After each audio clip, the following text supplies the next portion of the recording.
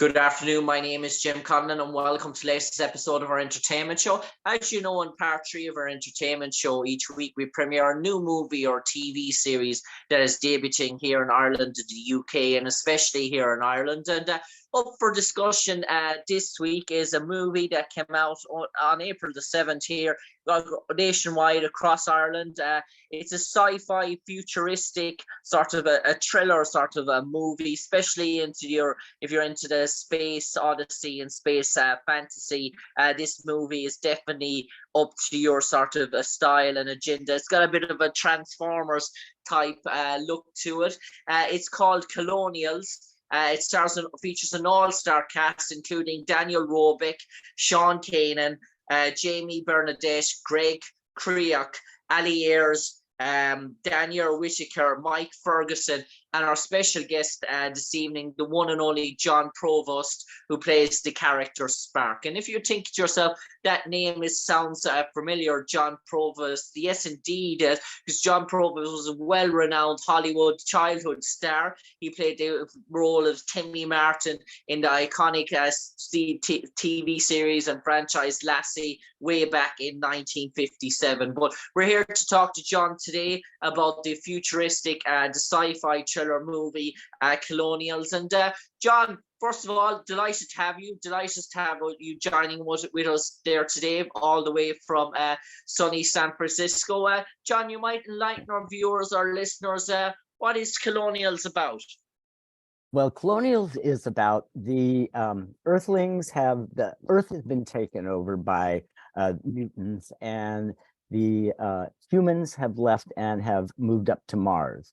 And now they've regrouped and are coming back to reclaim Earth. And I play a robot who is assigned to the lead human going back down to Earth, kind of a protector of him. Okay, so in terms of this, I was looking through the trailer, and I have to say I was blown away by the special effects.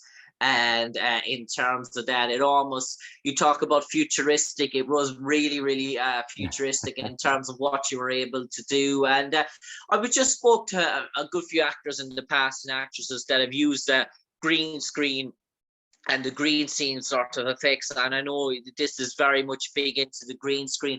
But as an actor, Jon, obviously coming back to the industry, do you find the green screen a bit challenging sometimes, because you can't actually see the props, you can't actually see what you're sort of playing out or what's playing in front of you? You have to try and imagine and envision it in sort of your head in terms of what it may look like. And is it if what you envisioned into what you see when it's the final product in reality? I bet you it's chalk and cheese. Well, actually, because I was just the voice of the robot, all of my work on the movie was just done in a sound booth. So I wasn't even involved with the green screen process. But it really is amazing. I mean, how they can do that. And one thing I love, having grown up in the industry, I started working in movies when I was almost 3 years old. So I literally grew up on a sound stage and saw how everything was done. But the green screen now, what they can do and what they can do with CGI and everything, it's amazing. You can't really tell what is reality and what is fiction. And Jon, you mentioned there about doing most of it in the studio in terms of voiceover work. In terms of, was that challenging and engaging, obviously, because there's numerous actors on set who play various roles. Were you able to interact with them at all in terms of your lines, in terms of the emotions of this robotic sort of character, or was it mainly just a type of block scenes sort of voiceover sort of work? Had you to try and go through various different sort of fundamental sort of emotions, dare I say, without having the other actors to play off? Well, it was a little difficult, and I have done voiceovers before. I've done cartoons. I've a few different cartoons and indie independent movies. But it was what I found amazing was when we did the recording, they used 3 different types of microphones. They used a lapel microphone, a regular broadcast microphone, and then a boom or a shotgun microphone. And so after we did the voiceover work, I asked the director producer, I said, how come we use 3 different mics? And he said, because each microphone picks up your voice in a different way, sounds a little bit differently. And then they also said what they can do is for the final product, they can actually blend those 3 different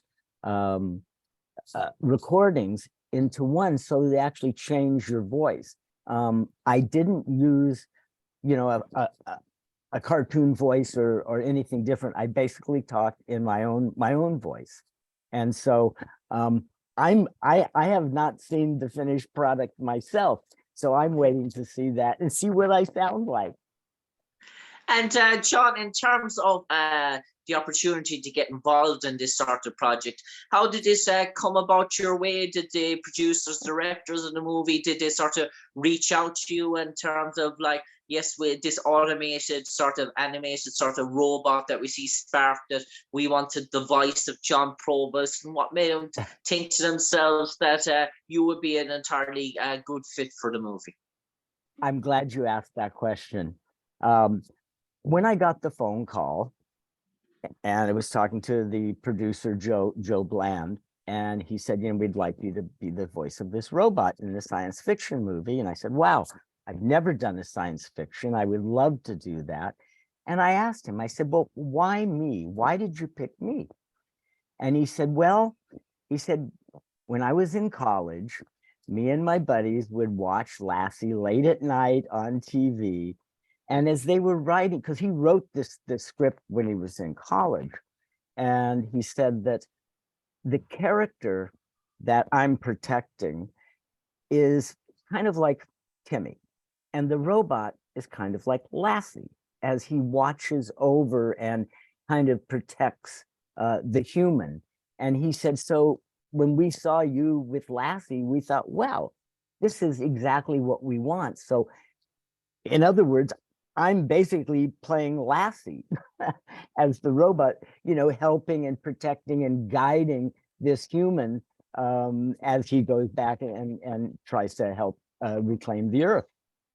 So I had that question too. I said, that was the big thing. Why me? And Jon, in terms of the project, obviously, in terms of the voiceover work that you had imagined, did the producers, directors, did they display in terms of other cast members that they had lined up, in terms of the budget, in terms of what the sort of finished project, what sort of details did they enlighten you to in terms of what they were going to, from the concept of this movie that they had written on a script to bring it to real life, to bring it to fruition? But did they fill you in with an awful lot of what their plans were to make this a success? Oh yes. They told me the whole thing about the story and how it was done, and then I actually got to see some early clips of the CGI work, and I was really impressed. And for their first movie, I thought it was pretty amazing.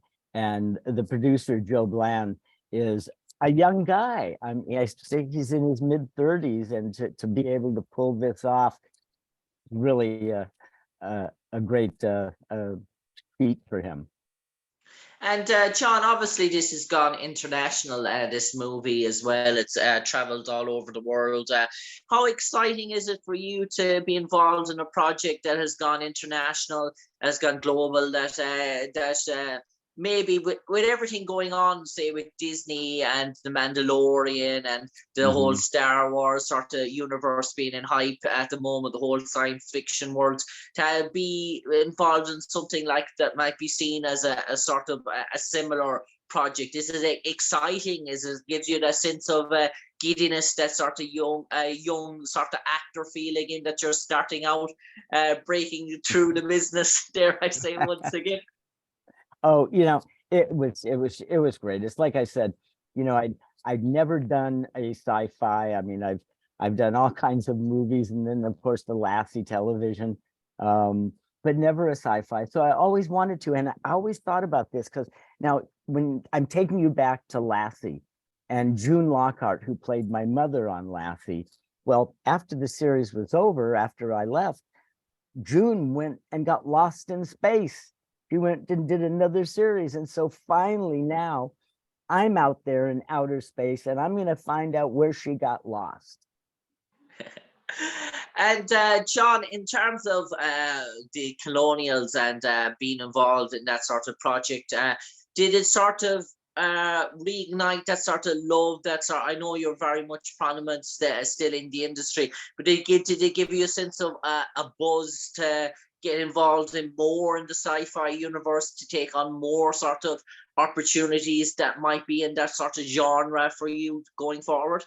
Oh, sure. Why not? I mean, it's like, if the phone rings and somebody has a good idea that they're offering me, and I'm able and willing to do it, why not? Of course, it's like a funny story. When I was on the Lassie series, a young man, I was 8 years old, and I was a little precocious and doing some things I shouldn't be doing. And June Lockhart took me over into the corner and she said, "Young man, you're a professional. I'm a professional." She goes, "You are playing a young man now. Someday you will be playing roles as an adult." So she says, "I just want you to remember that you're a professional, and this is what will happen." And it is. It's like, I don't think actors ever retire. No, that's indeed true, No. John. And John, I know it's a prominent year for you as well in the making. The relaunch of your autobiography, Timmy in the Well, is out again. And tell me, what made you think that now is a good time to relaunch the autobiography? And you mentioned before we came on air that a lot has sort of changed in the last year or so. You might enlighten our viewers. Oh, sure. My autobiography originally came out in 2008, and a lot has transpired in that time. Some movies, of course, Colonials, and family things have changed. And so we decided it would be good to update the book, my autobiography, and so far we've gotten a great response, and it, of course, it's available in regular stores or on Amazon, that type thing. Or if people would be interested, they can go to my website, which is just my name, jonprovost.com. And there's a lot of stuff there, some photographs and just history and what I'm doing and where I'm going and all that kind of stuff. And I suppose, John, you've been in the industry since the 1950s now. You've seen an awful lot of changes throughout the decades. When you see where the TV and movie industry has come out after those difficult sort of COVID years, where everyone was brought a bit sort of skeptical, where they didn't know where the industry was going to recover, it sort of took various sort of hits. An awful lot of projects were put on pipeline. Zoom auditions became the regular sort of norm in terms of for most actors. Do you think it sort of rebounced itself now, that it may be that some changes that may have happened for the good and the better of the industry? Oh, sure. And like you said, things really, really got shut down and were crazy. As a matter of fact, Colonials was basically in the can a couple years ago, but because of COVID and everything, they couldn't release. And when we were getting ready to do my voiceover work, since I'm basically about 500 miles from Hollywood, we were going back and forth. Well, should I come down to Hollywood to do it? Because of the union, there were all the rules and regulations, and because of COVID, it was really becoming a problem. So we actually were able to do it here. They actually brought all the equipment and everything up to us, and had a studio up here to do the work. So, and you mentioned how everything's changed with Zoom, and now, yes, you don't do in-person auditions. Everything is done over Zoom, and then if you're being considered, then you may go in for a face interview, a one-on-one. But oh, sure, everything's changed. The industry's changed, but things are coming back. I think they're starting to film a lot more movies back in Hollywood. And listen, that's where it started, and that's where it should be. And Jon Provost, I know it's a burning ambition for you to visit Ireland. I know you had a brief stop here, and hopefully you get to come our way fairly soon in the near future. I do believe it's a burning ambition to visit the Green Isles. Oh yes, my wife's she is on our bucket list, and my wife is really into genealogy, and she did all the DNA and all of that stuff. And guess what? I am 89% British Isle. I mean, okay. I'm a little bit of all of that, and I'm 1% canine. 1% canine. Jon Provost, now for the final 30 seconds, you might enlighten all our audience, all our listeners. You played the voice of Spark in Colonials. Why they should go out to their cinemas throughout Ireland, whether they get there on train, by car or automobile, hit down their seats, take out the recliner if it's the recliner in the cinema, put their feet up, watch Colonials. And what's in store for them, Jon Provost? Oh, right. No, it sounds great. And yeah, we've started now going back to the theater because, you can watch something at home, and even if you have a big screen and a nice sound system, there's nothing like seeing it in a theater. Big screen, big sound, and I love those reclining chairs. On that note, from me, Jim Conlan, to you, Jon Provost, an absolute pleasure talking to you on the airwaves this evening to highlight Colonials out on cinemas throughout here in Ireland since April the 7th. Do go on to Jon Provost's website, www.jonprovost.com. Check out his new the relaunch of his autobiography, Timmy and the Well, 2008. If you want to relive your memories of good old Timmy Martin and Lassie back in the 1950s, sure is going to be a fantastic read. But for the moment, for me, Jim Conlan, to you, Jon Provost, stay safe, take care, and God bless. Thank you, Jim. Thank you so much.